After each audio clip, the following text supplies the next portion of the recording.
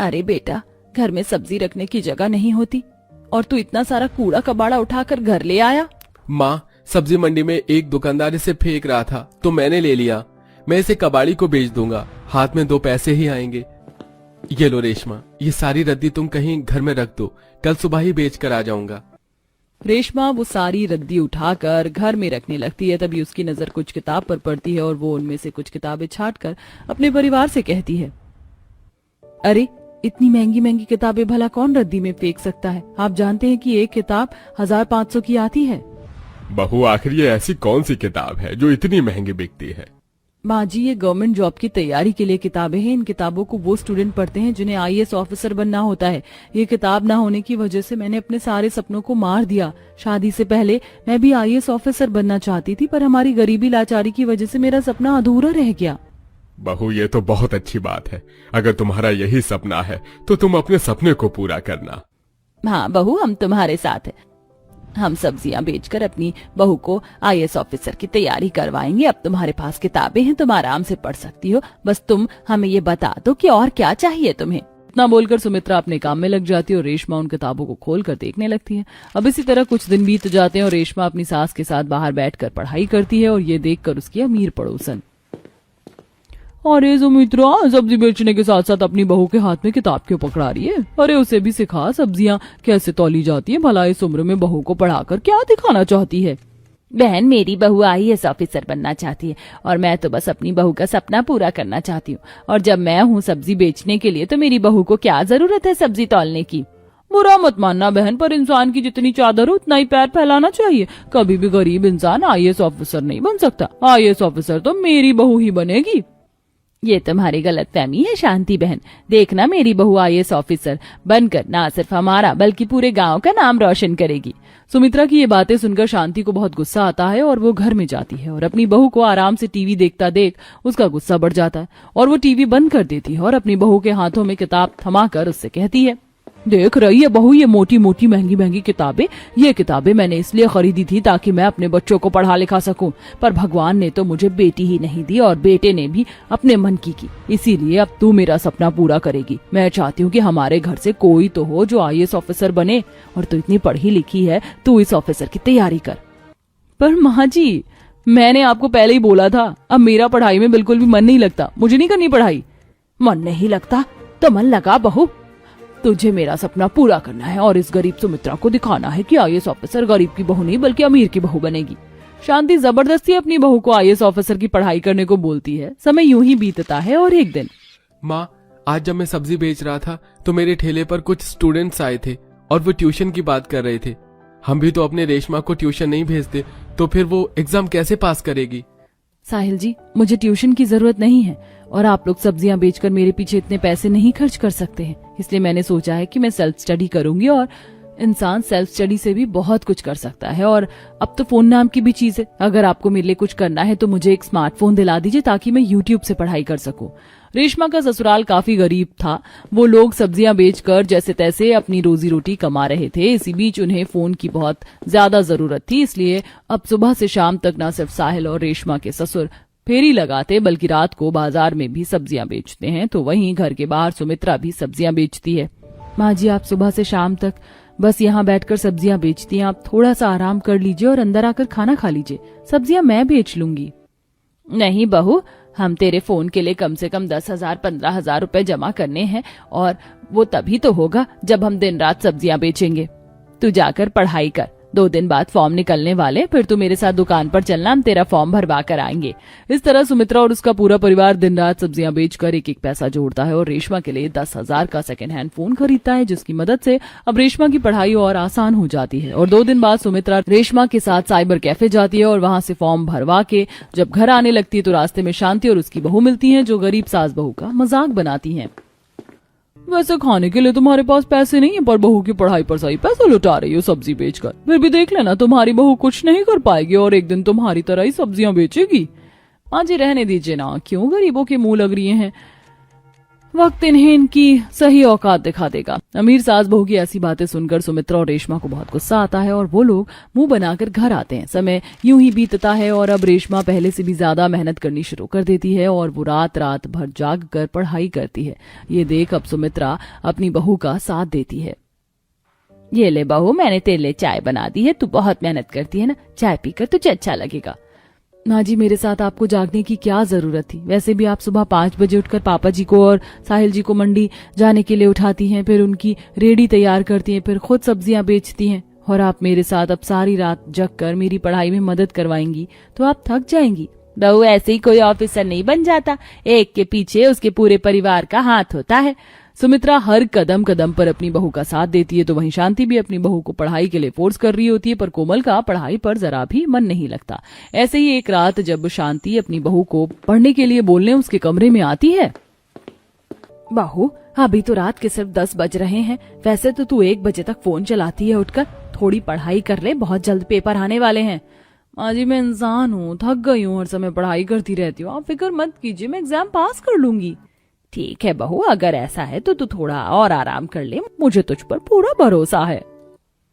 शांति अपनी बहू पर विश्वास करके उसे सोने देती है और खुद भी सोने के लिए चली जाती है। समय यूं ही गुजरता है और एग्जाम का दिन पास आ जाता है और एग्जाम से एक दिन पहले, अरे ये गाय कहाँ से आ गई, इसने तो मेरी सारी सब्जियां नाले में गिरा दी, कितना नुकसान कर दिया इसने मेरा, भाग यहाँ से। बड़ी मुश्किल से सुमित्रा गाय को भगाती है और वो देखती है कि उसकी सारी सब्जियां नाली में गिर चुकी हैं, जिस वजह से वो काफी दुखी हो जाती है। और शाम को जब उसके पति और बेटे घर आते हैं, मैंने सोचा था मैं जो सब्जी बेचूंगी वो पैसे बहू को किराए के लिए दे दूंगी ताकि वो एग्जाम देकर आ पाए, पर गाय ने मेरा बहुत नुकसान कर दिया। अब कल आप मंडी कौन से पैसे लेकर जाएंगे अगर आपने अपने पैसे बहू को किराए के लिए दे दिए तो? कोई बात नहीं माँ जी, एग्जाम सेंटर ज्यादा दूर नहीं है, बस 4-5 किलोमीटर दूर है, मैं घर से थोड़ी जल्दी निकल जाऊंगी और पैदल पहुंच जाऊंगी। नहीं रेशमा, तुम अकेली नहीं जाओगी, मैं भी तुम्हारे साथ चलूंगा। पापा, आप मंडी चले जाना। जहाँ एक तरफ पैदल पैदल साहिल और रेशमा एग्जाम देने के लिए जाते हैं तो वहीं शांति अपनी बहू को गाड़ी में बिठाती है और कोमल अपनी सास से बोलती है, माँ जी, मैं ड्राइवर के साथ जा तो रही हूँ, आप रहने दीजिए, मैं एग्जाम अच्छा देकर आऊंगी, मुझे सब आता है। इस तरह कोमल अपनी सास को बेवकूफ बनाकर ड्राइवर के साथ अपने दोस्तों के घर चली जाती है और वहां पार्टी एंजॉय करती है। तो वहीं गरीब रेशमा अपने पति के साथ पैदल सेंटर तक जाती है और एग्जाम देती है। देखते ही देखते कुछ दिन बीते जाते हैं और दोनों बहू का रिजल्ट आता है, जहां सभी को पता चलता है कि रेशमा IAS ऑफिसर बन चुकी है और कोमल ने एग्जाम नहीं दिया था इसलिए वह फेल है। शर्म कर ले बहू, तेरी वजह से मेरी इज्जत मिट्टी में मिल गई, अगर तूने एग्जाम दिया होता तो तू भी पास होती, पर तूने ना पढ़ाई करी ना एग्जाम दिया, और देख वो गरीब बहू बाजी मार गई, उसने अपनी बात सच कर दिखाई और मैं बस देखती रह गई।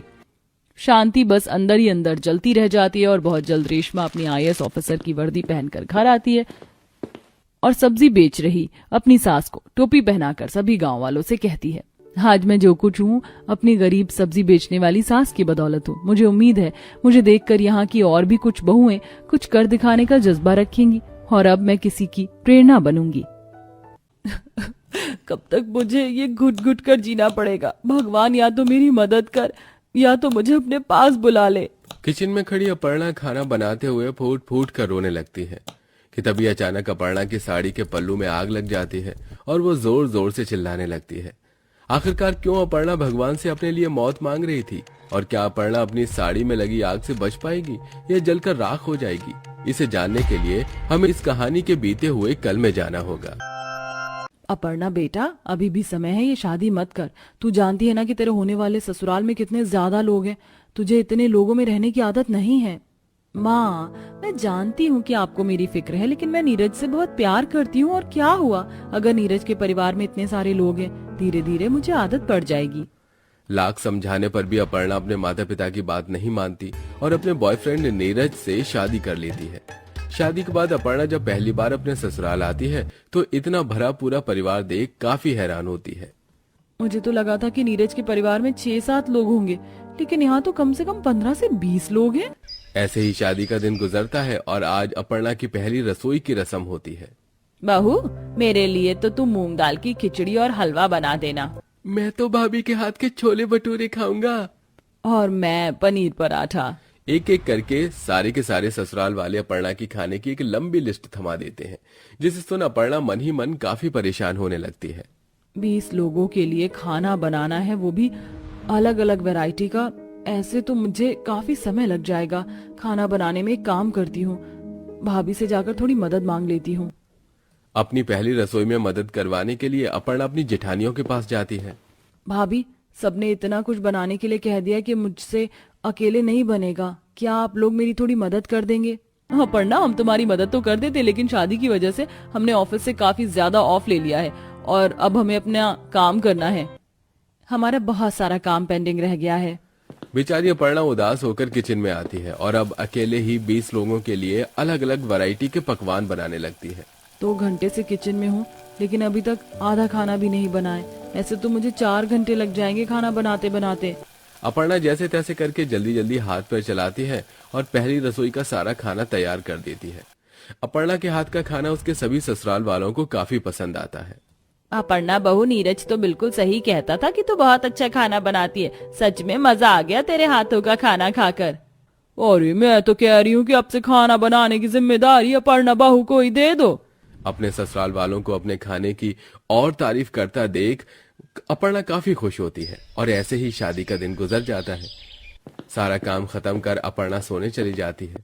अभी सुबह के 4 बज रहे होते हैं कि तभी अचानक अपर्णा के रूम में दरवाजे पर खटखट होती है। अपर्णा जैसे ही कमरे का दरवाजा खोलती है तो उसके सामने उसकी जेठानी और नंद खड़ी होती हैं। रिया भाभी, आप दोनों इस वक्त, अभी तो सुबह के 4 बज रहे हैं। भाभी, हम वही तो आपको बता रहे हैं कि सुबह के 4 बज गए और आप अभी तक सो रही हैं। आपने अभी तक खाने की तैयारी नहीं की, सब लोग उठने ही वाले हैं। लेकिन सुबह 4 बजे खाना कौन खाता है? तुम्हें पता नहीं कि घर में सभी जॉब वाले हैं, किसी को जॉब पर जाना होता है तो किसी को कोचिंग सेंटर। अब हम सब तो सुबह काम की तैयारी के साथ साथ खाना तो नहीं बना सकते ना, इसलिए जाओ और जल्दी से खाने की तैयारी करो। अपनी नंद जेठानी की बात को सुनकर अपर्णा जल्दी से किचन में सबके लिए चाय, नाश्ता और टिफिन तैयार करने लगती है। अरे भाभी, मेरा नाश्ता तैयार हुआ कि नहीं? मुझे क्रिकेट प्रैक्टिस के लिए लेट हो रहा है। अपर्णा, मेरी चाय कहाँ है? जल्दी लाओ। भैया, आपकी चाय और सोहम तुम्हारा नाश्ता। अपर्णा बहू, कब से कह रही हूँ कि मेरा दलिया लिया, मुझे दवाई खानी है। समय पर दवाई नहीं खाऊंगी तो सारा शरीर दुखने लगेगा। मेरा भी नाश्ता अभी तक नहीं आया, मुझे खेतों पर भी जाना है। अपर्णा भागती हुई किचन में जाती है और चाय बनाने लगती है कि तभी अचानक जल्दबाजी के चक्कर में अपर्णा की उंगली गर्म गर्म तवे से जल जाती है। मेरी उंगली कितना जल रही है। अभी तो इस पर दवाई लगाने का भी टाइम नहीं है, पहले सभी को नाश्ता और उनका लंच दे देती हूँ। अपर्णा घर की बहू बनकर आई थी, लेकिन 20 लोगों के ससुराल में 2 दिन के अंदर ही घर की बहू रानी नौकरानी बन चुकी थी। चलो, सब लोग चले गए, अब मैं आराम कर लेती हूँ। अपर्णा जैसे ही आराम करने के लिए अपने कमरे में जाने लगती है कि तभी अपर्णा के सास ससुर खेत से आ जाते हैं। अपर्णा बहू, बहुत जोरों की भूख लग रही है, जल्दी से खाना लगा दे। लेकिन माँ जी, मुझे लगा कि आप लोग अब शाम को ही आएंगे, इसलिए मैंने खाना नहीं बनाया। हमारे पास 1 घंटा है, तू जाकर जल्दी से कुछ बना कर लिया। सास ससुर को खाना देकर अपर्णा थोड़ी देर बैठती है कि तभी अपर्णा की नंद और देवर अपने अपने क्लास से आ जाते हैं। भाभी, बहुत जोरों की भूख लग रही है, मेरे लिए चीज सैंडविच और व्हाइट सॉस पास्ता बना देना। सुबह 4 बजे की उठी अपर्णा रात के 1 बजे तक भी चैन से 2 मिनट बैठ नहीं पाती और मुश्किल से 2-3 घंटे की नींद लेकर अपर्णा फिर से सुबह 4 बजे उठ जाती है। सारा शरीर दर्द कर रहा है, आंखों में नींद भी भरी हुई है। बनाने वाली 1 बहू और खाने वाले 20 लोग, इसके बावजूद भी एक भी घर का सदस्य अपर्णा की खाना और नाश्ते बनाने में जरा भी मदद नहीं करता था। खाना बनाने के साथ साथ घर के काम की जिम्मेदारी भी अपर्णा पर आ चुकी थी। रिया, मेरी तबीयत मुझे कुछ ठीक नहीं लग रही है, क्या आज रात तुम खाना बनाने में मेरी थोड़ी मदद कर दोगी? मैंने सब्जी बना दी है, सिर्फ रोटियां ही बनानी है। भाभी, आपको दिखाई नहीं देता हम अभी थक कर आए? अगर आपके होते हुए भी हमें बाहर के काम के साथ साथ घर के काम भी करने होंगे तो आपके रहने का क्या ही फायदा? अपर्णा बेचारी उदासी भरे चेहरे से किचन में जाती है और फिर से अकेले ही सभी लोगों के लिए खाना बनाने लगती है। इस 1 महीने में अपर्णा की हालत काफी ज्यादा खराब हो गई थी। अपर्णा का आधे से ज्यादा दिन किचन में सभी के लिए खाना बनाने में नहीं निकल जाता था, जिसके चलते अब अक्सर अपर्णा से खाना बनाने में काफी गलती होने लगी थी। अपर्णा, ये कैसी सब्जी बनाई है तुमने? बिल्कुल भी नमक नहीं है। शादी से पहले तो तुम इतना अच्छा खाना बनाती थी, अब क्या हो गया तुम्हें? चाची, आपने मेरी चॉकलेट शेक में भी कितनी चीनी डाल दी है, मुझे नहीं पीना ये। बहू, हम कौन सा तुझसे बाहर के काम करवा रहे हैं जो तू घर में रहकर भी हम सबके लिए ढंग का खाना नहीं बना पा रही है। सभी अपर्णा की हालत को समझने की बजाय उसे ही ताने देते रहते हैं। ऐसे ही समय गुजरता है। अपर्णा हर रोज की तरह किचन में थके हारे शरीर के साथ नींद भरी आंखों से खाना बना रही होती है कि तभी बाहर तेज हवा चलने लगती है। तेज हवाओं के चलते किचन की खिड़की में लगा पर्दा सीधा जल रही गैस की तरफ जाने लगता है और अचानक उस पर्दे में आग लग जाती है, जिस पर अपर्णा का बिल्कुल भी ध्यान नहीं जाता। अरे, मैं तो हलवे में ड्राई फ्रूट डालना ही भूल गई। जल्दी से ड्राई फ्रूट काट लेती हूँ। अपर्णा किचन की दूसरी स्लैब पर खड़े होकर ड्राई फ्रूट काट कर रही होती है कि तभी पर्दे में लगी आग धीरे धीरे किचन में फैलने लगती है और सीधा जाकर अपर्णा की साड़ी के पल्लू में लग जाती है। जलने की बदबू सूंघ अपर्णा जैसे ही पीछे देखती है। बचाओ मुझे, बचाओ, आग लग गई है किचन में। अपर्णा की चिल्लाने की आवाज को सुनकर हॉल में बैठे सभी लोग किचन में भागे भागे आते हैं। हे भगवान, ये क्या? नीरज जल्दी से पानी लेकर आता है और अपर्णा की जलती हुई साड़ी के पल्लू पर पानी डालकर आग बुझा देता है। वहीं घर के बाकी लोग भी किचन में लगी आग को बुझा देते हैं। इतना सब कुछ होने के बावजूद भी अपर्णा के ससुराल वाले उसका हाल पूछने के बजाय उसे ही ताने देते हैं। अपर्णा बहू, तेरा ध्यान कहाँ था? अगर हम लोग नहीं आते तो पता भी है क्या हो सकता था। जलकर मर जाती तू और सभी को लगता कि हमने अपनी बहू को जला कर मार दिया। इतनी भी लापरवाह होना सही नहीं है। अपनी सास की ऐसी बातें सुना अपर्णा अपने दुख को अपने अंदर और नहीं रख पाती। सारी मेरी ही तो गलती है जो मैं सुबह 4 बजे से उठकर रात के 12 बजे तक आप सभी के लिए खाना बनाती हूँ, आपका काम करती हूँ, नौकरानी की तरह आपके इशारों पर नाचती हूँ। आप तो मुझे बहू बनाकर लाए थे ना, लेकिन मैं कब नौकरानी बन गई मुझे पता ही नहीं चला। सभी को सिर्फ अपना काम दिखता है, कभी किसी को मेरी मेहनत नजर नहीं आती। क्या हुआ अगर मैं बाहर जॉब नहीं करती? घर में जितना काम आप मुझसे करवा रहे ना, उतना तो आप लोगों ने अपनी जिंदगी भर में नहीं किया होगा। किसी से नहीं होता कि आकर मेरी थोड़ी सी मदद कर दे। सभी को बस अपना काम दिखाई देता है। हाँ, जो मेरे साथ हादसा हुआ ना, उसके जिम्मेदार भी आप लोग हैं। और देखना, एक दिन ऐसे ही किसी हादसे में जलकर मर जाऊंगी, सिर्फ आप लोगों की वजह से। अपर्णा की ऐसी बातें सुनकर सभी घर वालों का शर्मिंदगी से सिर झुक जाता है और उन सभी को अपनी गलती का एहसास होता है। हमें माफ कर दो अपर्णा, हमें नहीं पता था कि हमारी वजह से तुम्हें इतनी परेशानी हो रही है। हम तो बस तुम पर हुक्म चलाए जा रहे थे। लेकिन अपर्णा बहू, अब तो फिक्र मत कर। अब से मैं सभी लोगों से घर के काम के साथ साथ किचन के काम भी बांट दूंगी। अब तुझे हमारी तरफ से कोई परेशानी नहीं होगी। सोमलता अपनी बहू बेटियों में किचन के थोड़े थोड़े कामों को बांट देती है।